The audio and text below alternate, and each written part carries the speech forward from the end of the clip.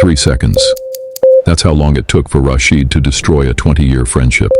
3 seconds. One lie, one betrayal, 20 years gone. And here's the part that'll haunt you. He apologized. He cried. He begged. He meant every word. It didn't matter, because some things, once you break them, stay broken forever, no matter how sorry you are. If you've ever trusted someone who betrayed you, or if you've ever been the one who broke someone's trust and thought sorry would fix it, stay with me, because what happened in a pottery shop between two brothers will show you the one truth about trust that nobody wants to hear. 4 minutes, one story, a lesson.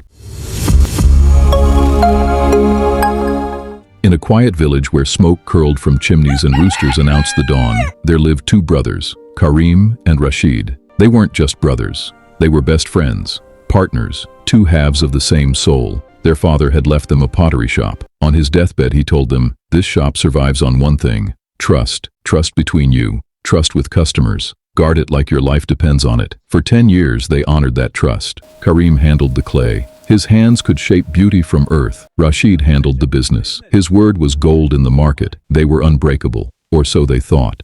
One day, a wealthy merchant arrived with an offer that would change everything. "Create me a vase so beautiful that when the Sultan sees it, he'll weep. Deliver it in 3 months. The payment? Enough to change your lives forever." Karim worked for 90 days straight. Every curve, every detail, every brushstroke of glaze. Perfection. On the final night, he created something that took his own breath away. A ceramic vase painted with their family story. He placed it gently on the shelf and whispered to his brother, "Rashid, this is our future. Guard it with your life." Rashid looked at the vase, at his brother, and made a promise. "I will." The next morning before dawn, there was a knock on the door. A different merchant stood there. Rashid recognized him, a competitor, a snake in fine clothes. "I know about the Sultan's vase," he said. "I'll pay you double what he's paying. Right now, cash." Rashid's heart pounded. Double. That was generational wealth. "It's not mine to sell," Rashid said. "It's promised." The merchant placed a bag of gold on the counter. Heavy, real, life-changing. "Your brother will understand. He's talented. He can make another one. But this opportunity, it'll never come again." And there, in the dim morning light, with his brother still asleep in the back room, Rashid made a choice. 3 seconds. That's all it took. 3 seconds to pick up the vase. 3 seconds to hand it over. 3 seconds to take the gold. 3 seconds to destroy everything.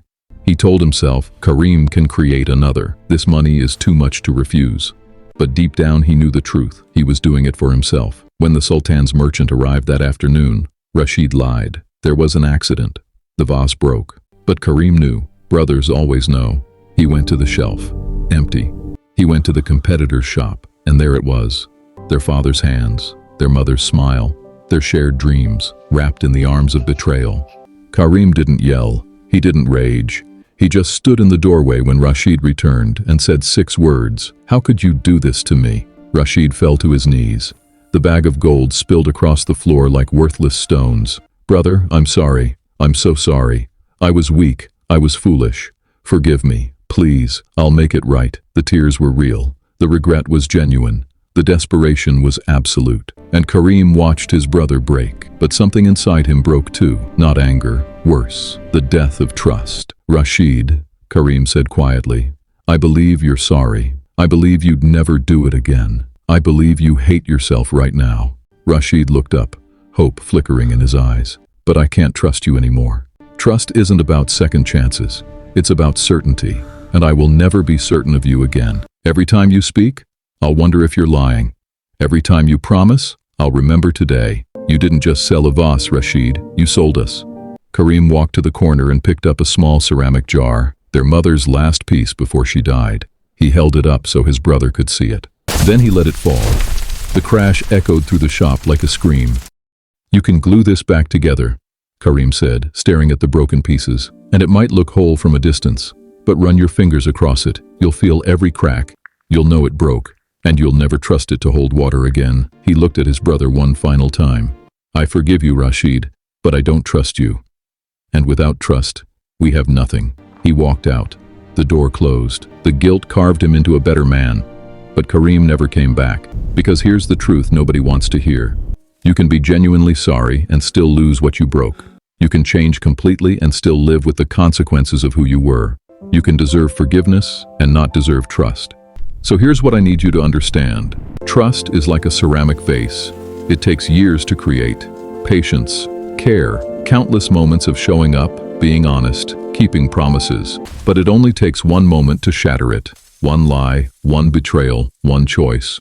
And everyone talks about forgiveness, about second chances, about redemption arcs and people who change. But nobody talks about the cracks that remain, the relationship that functions but never feels the same.